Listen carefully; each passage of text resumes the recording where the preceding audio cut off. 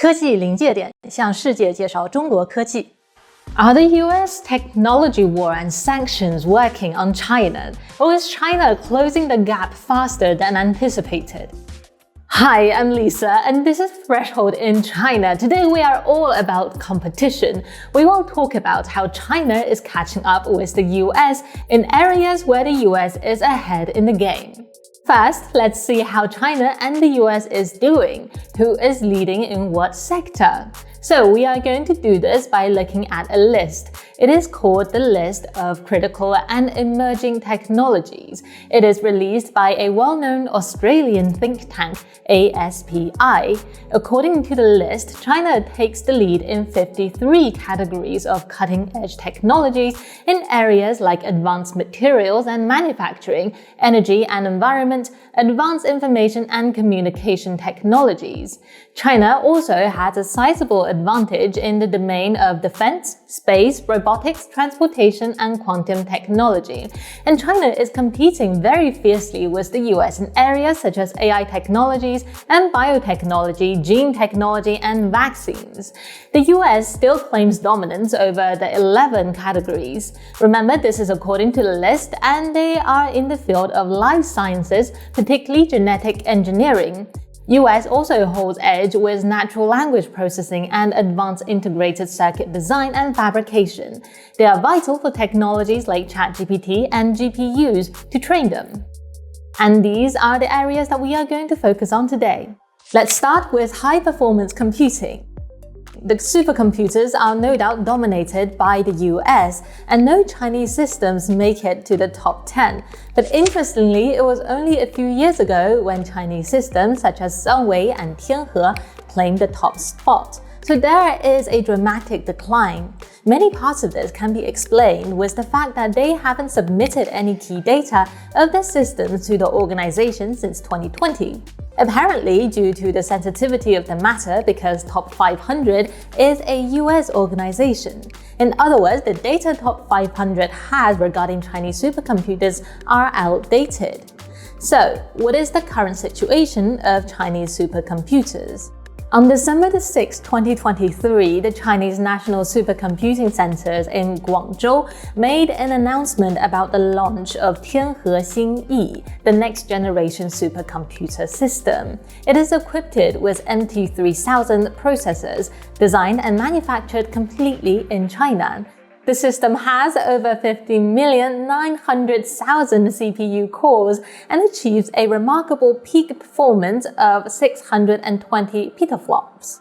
And this is higher than the Japanese Fugaku system, which is ranked 4th place on the top 500 list. However, Tianhe is actually not the most powerful supercomputer in China. Remember the Sunway I mentioned earlier, the one that used to rank first? Well, its latest addition is Sunway Ocean Lite. It has the domestically developed Sunway 26010 Pro processors. The supercomputer stands out with a configuration of over 100,000 nodes, and it has 41 million cores, and they are distributed across approximately 105 cabinets.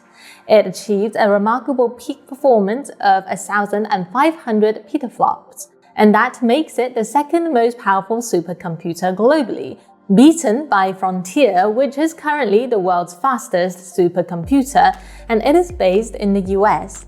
But according to South China Morning Post, it also outperformed leading supercomputers, including the Frontier, in computing efficiency. And in an interview with the Post, the Chinese scientist said the processor is not new. It has been used in China's supercomputing systems for the past 2 or 3 years. But the public, especially the Western world, only just came to know it.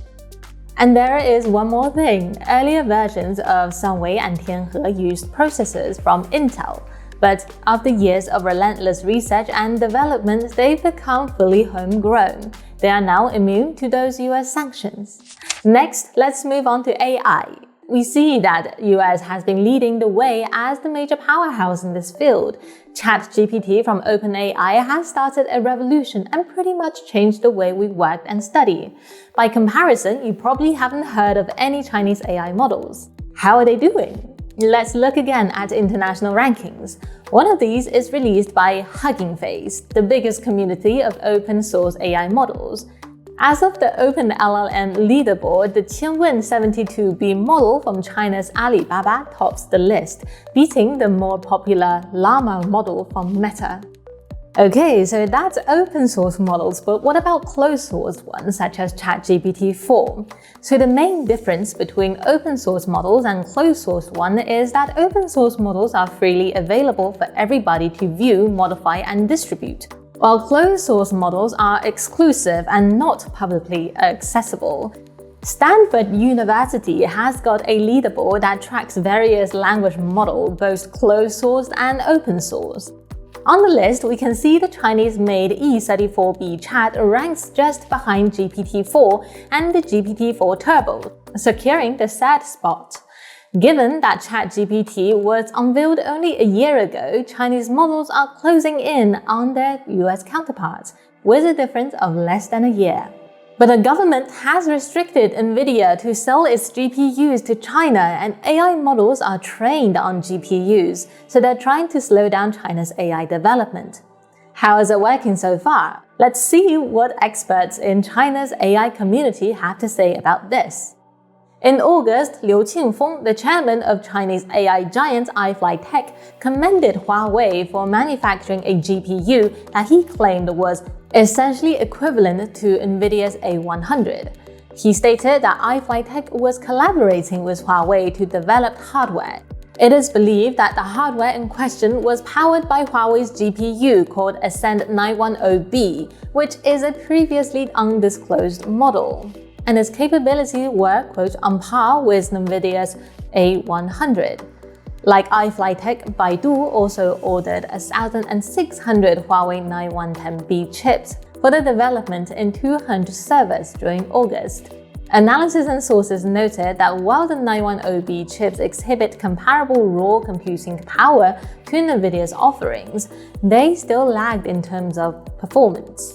Nevertheless, they are considered to be the most advanced domestic options available within China. Moving on to quantum computing, it is another area where the list put the US ahead of China. The strategic value of quantum computing is comparable to that of AI and potentially far-ranging applications from scientific research to the military. Here again, Chinese scientists have made exciting breakthroughs during 2023. In October, the Chinese Academy of Science introduced a cutting-edge quantum computing prototype, 9zhang3, with 255 photons. The processing speed of 9zhang3 for Gaussian boson sampling has skyrocketed by an astonishing 1 million times compared to its previous iteration, 9zhang2. To put this tremendous leap into perspective, the highest complex sample handled by 9zhang3 within a mere 1 millionth of a second would demand over 20 billion years of computation time from Frontier, the fastest supercomputer that we just talked about. This achievement has not only set a new world record in the field of photonic quantum information technology, but also demonstrated the remarkable capabilities of quantum computing. In the next episode, we will continue this analysis. How is China and the US doing in genetic engineering, vaccine, nuclear medicine, small satellites, and more? Are they neck and neck? How are they doing in comparison with each other? Please feel free to let us know if there is any specific technology that you'd like us to talk about, and we'll look into it.